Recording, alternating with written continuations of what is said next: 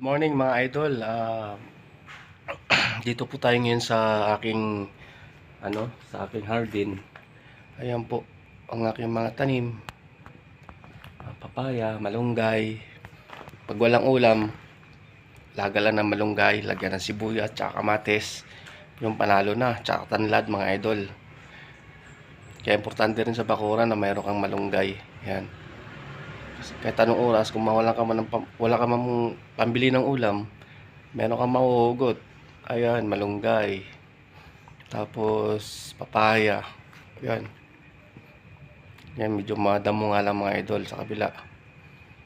Sa gilid, medyo madamo. Papaya at tsaka ito idol, malunggay. Yung mga tanim ko kasing dito, mustasa mga idol. Namatay nung kasagsagan ng malakas ng ulan ng bagyo nung nakaraang linggo. Kaya yun mga idol, maraming salamat mga idol. Suportahan nyo sana ang aking channel mga idol. Ingat po kayo parati. God bless idol.